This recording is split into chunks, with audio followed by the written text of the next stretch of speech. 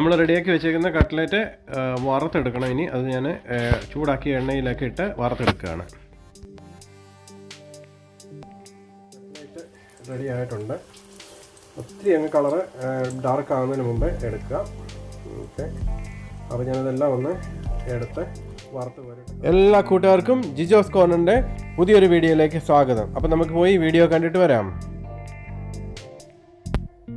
അപ്പോൾ ഇന്നത്തെ നമ്മുടെ കട്ട്ലറ്റിൻ്റെ ഇൻഗ്രീഡിയൻസ് ആണ്. ഞാനൊരു 3 മീഡിയം സവാള ചെറുതായിട്ട് അരിഞ്ഞ് വെച്ചിട്ടുണ്ട്. ഒരു ചെറിയ കഷ്ണം ഇഞ്ചി പൊടിയായിട്ട് അരിഞ്ഞേക്കുന്നത്, 8 പച്ചമുളക്, അത് എരിവ് കുറവുള്ളതാണ് 8 എടുത്തേക്കുന്നത്, അതും ചെറുതായിട്ട് അരിഞ്ഞ് വെച്ചേക്കുന്നു. പിന്നെ നമുക്ക് വേണ്ടത് മെയിൻ ഇൻഗ്രീഡിയൻ്റ് ആയിട്ടുള്ള ട്യൂണയാണ്.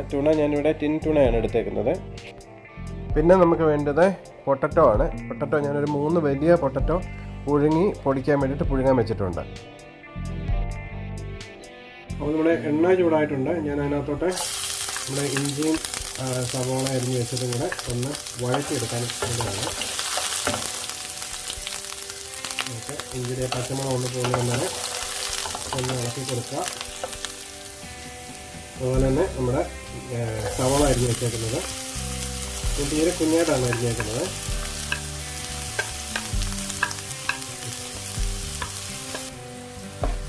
നമ്മൾ ഉള്ളിയിട്ട് ഇഞ്ചി കൂടെ വഴറ്റാനിട്ടേക്കാണ്. അപ്പോൾ നമ്മുടെ ഉള്ളി ഒന്ന് വഴന്ന് വന്നിട്ടുണ്ടെങ്കിൽ ഞാൻ അരിഞ്ഞ് വെച്ചേക്കുന്നത് പച്ചമുളക്. ഞാനിവിടെ ഒരു 7-8 പച്ചമുളക് എടുത്തിട്ടുണ്ട്. എരിവ് കുറവായതുകൊണ്ടാണ്. നിങ്ങൾക്ക് നിങ്ങളുടെ എരിവിൻ്റെ അനുസരിച്ച് വേണം പച്ചമുളക് ചേർക്കാൻ. അതുപോലെ തന്നെ ഞാൻ കുറച്ച് കറിവേപ്പില ചെറുതായിട്ട് മുറിച്ച് വെച്ചിട്ടുണ്ട്, അതും ഇടുക. ഓക്കെ, ഒരു ലേശം മഞ്ഞൾപ്പൊടി, അത് ഓപ്ഷനിലാണ്, നിങ്ങൾക്ക് വേണമെങ്കിൽ ഒഴിവാക്കാം. ഞാനതൊരു ഇതിനു വേണ്ടി ഇടുന്നതല്ല. അതുപോലെ തന്നെ ഒരു പൊടിക്ക് ക്രഷ്ഡ് പെപ്പർ,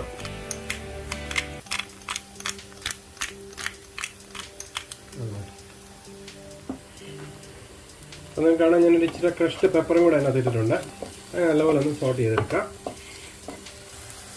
അപ്പോൾ ഇനി നേരത്തേക്ക് നമ്മുടെ അടുത്ത് വെച്ചേക്കുന്ന ട്യൂണ അത് ഇട്ട് കൊടുക്കുകയാണ്. അപ്പോൾ ഞാൻ 3 ടിന്ന് ട്യൂണ ഞാനതിനകത്ത് ഇട്ടിട്ടുണ്ട്. ഇനി അതൊന്ന് നല്ലപോലെ ഒന്ന് ആ എണ്ണക്കകത്തൊന്ന് വഴറ്റിയെടുക്കാം. ഈ സമയത്ത് നമുക്ക് ആവശ്യത്തിനുള്ള ഉപ്പിട്ട് കൊടുക്കാം. അപ്പോൾ നമ്മുടെ ട്യൂണ റെഡി ആയിട്ടുണ്ട്. അത് ഞാൻ നല്ലപോലെ ഒന്ന് തോർത്തി റെഡിയാക്കി എടുത്ത് വെച്ചേക്കാണ്. ഇനിയിപ്പോൾ നമുക്കത് ഓഫ് ചെയ്ത് വെക്കാം. അത് കഴിഞ്ഞിട്ട് നമ്മുടെ ഉരുളക്കിഴങ്ങ് പുഴുങ്ങി, അപ്പോൾ നമ്മുടെ കിഴങ്ങ് ഞാൻ പുഴുങ്ങി ഉടച്ച് വെച്ചേക്കാണ്.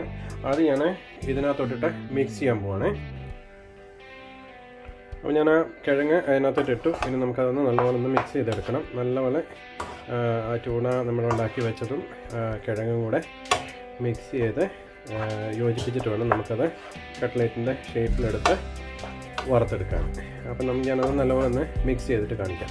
ഈ ചൂടായതുകൊണ്ടാണ് ഞാൻ ഇതുകൊണ്ട് ഇളക്കുന്നത്. അല്ലെങ്കിൽ നമുക്ക് കൈ കൊണ്ട് ഇളക്കിയാൽ മതി. രണ്ടും ചൂടായതുകൊണ്ട് കൈ പൊളിക്കാതിരിക്കാൻ വേണ്ടിയാണ് അങ്ങനെ ചെയ്യുന്നത്. അപ്പോൾ അങ്ങനെ നമ്മുടെ കട്ട്ലറ്റിൻ്റെ മിക്സ് റെഡി ആയിട്ടുണ്ട്. ഇനി നമുക്കത് കട്ട്ലറ്റിൻ്റെ ഷേപ്പാക്കി ക്രംസ് മുക്കി വറുത്തെടുക്കണം. ഓക്കെ, നമ്മളിനിയിപ്പോൾ അത് അതിൻ്റെ ഷേപ്പാക്കി എടുക്കുകയാണ്. അത് നിങ്ങൾക്ക് ഇഷ്ടമുള്ള ഷേപ്പിലെടുക്കാം. ഞാൻ ഇച്ചിരി വലുപ്പത്തിൽ ഇങ്ങനെ ഉണ്ടാക്കിയെടുക്കുന്നതേ ഉള്ളൂ. ഓക്കെ, അത് ഉണ്ടാക്കി വെക്കുക. അത് കഴിഞ്ഞിട്ട് നമുക്ക് എല്ലാം ഉണ്ടാക്കി കഴിഞ്ഞിട്ട് നമുക്ക് ബാക്കി വറുത്തെടുക്കുന്നത് കാണിക്കാം. ഞാനിവിടെ ഒരു 3 മുട്ട എടുത്ത് ഉടച്ച് വെക്കുന്നുണ്ട്. അത് നമുക്ക് ബീറ്റ് ചെയ്ത് അതിനകത്ത് മുക്കിയിട്ട് വേണം നമുക്ക് ചെയ്യാൻ. അപ്പോൾ ഞാൻ എണ്ണ ചൂടാക്കാൻ വെച്ചിട്ടുണ്ട്. അപ്പോൾ തന്നെ നമുക്കിതൊന്ന് ക്രംസിലൊന്ന് മുക്കി റെഡിയാക്കി വെക്കാം. അപ്പോൾ അത് ആദ്യമായിട്ട് ഞാനിത് എടുത്തിട്ട് നമ്മുടെ മുട്ടക്കകത്തൊന്ന് മുക്കിയെടുക്കുകയാണ്. അതൊന്ന് മുട്ടക്കകത്തൊന്ന് ഡിപ്പ് ചെയ്തിട്ട് നേരെ അവിടെ നിന്ന് എടുത്ത് നമ്മുടെ ബ്രെഡ് ക്രംസിലോട്ട് ഇട്ടു.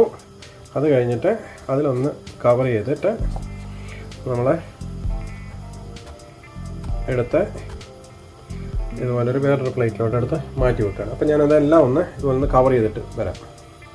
അപ്പോൾ നമ്മുടെ എണ്ണ നല്ലപോലെ ചൂടായിട്ടിരിക്കുകയാണ്. അപ്പോൾ ഞാനതുപോലെ എല്ലാം ബ്രെഡ് ക്രംസിൽ മുക്കി വെച്ചിട്ടുണ്ട്. അപ്പോൾ ഞാനിത് ഓരോന്ന് എടുത്ത് അതിനകത്തോട്ടിട്ട് വറുത്തെടുക്കാൻ പോവാണ്. ഓക്കെ,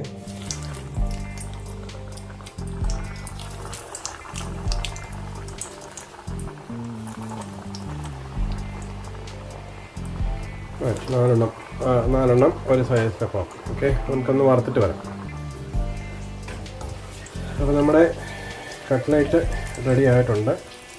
ഒത്തിരി അങ്ങ് കളറ് ഡാർക്ക് ആകുന്നതിന് മുമ്പേ എടുക്കുക. ഓക്കെ, അപ്പോൾ ഞാനതെല്ലാം ഒന്ന് എടുത്ത് വറുത്ത് കോരിയിട്ട് കാണിക്കാം.